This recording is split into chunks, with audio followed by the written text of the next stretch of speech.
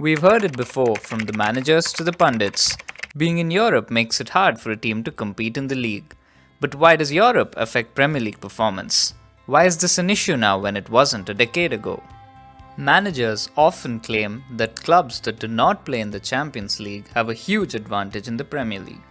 The argument is that they have enough time to rest, train, and prepare for the next week's fixtures. Pundits also argue that it should be easier for teams that play just once a week to challenge for the title.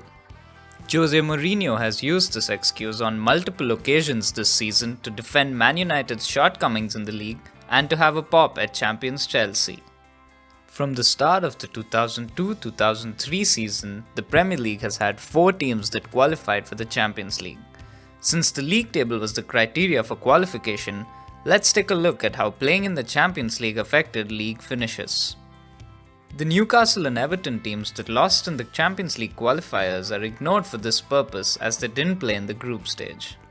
From 2002 to 2009, teams largely retained their Champions League spots. The 2000s saw the same set of teams consistently qualify for the Champions League. In fact, the worst finish from a Champions League playing team was 5th. Playing in Europe did not cause any risk in league form because the Big Four was almost guaranteed to finish in the top 4 again. In 6 out of 8 seasons, the same teams retained their Champions League spots. Teams were almost certain to retain their position in Europe. Also, 13 out of the 33 teams reached at least the semi-finals in this period. This number became 13 out of 25 for a period between 2004 and 2009, which is more than 50% of the teams. However, from 2009 onwards, Man City and Tottenham started challenging for the top 4 on a more consistent basis. This saw the performance of teams that are in Europe going down in the league gradually. Finishing in the top 4 was no longer guaranteed for the big teams. And only 2 out of the 7 seasons saw the same 4 retaining their Champions League spots. This meant that it was quite likely that there would be a team playing in Europe that did not have Europe the following season. This period also saw a decline in the European performances as well.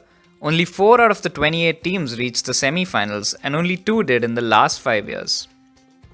We can conclude that in the 2000s, English teams did well in Europe and the same teams were able to do well in the league too. However, in the 2010s, it has become hard to maintain a high level in both competitions. This could either be because of increased domestic competition, making progress in Europe harder to attain, or just a decrease in overall quality of English teams. The numbers show that the former is a pretty nailed-on explanation, while the latter is up for debate.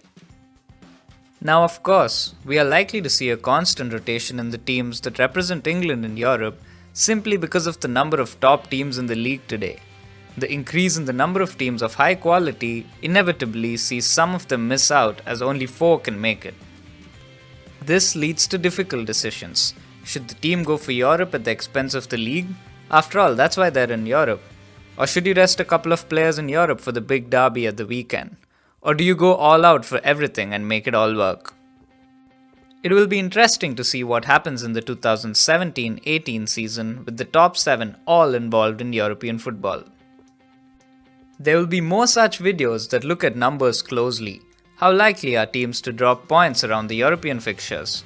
How do rotations and injuries affect performances of various teams? And how the Premier League is becoming a more difficult league. So like the video and subscribe to get the latest updates from FootyStats.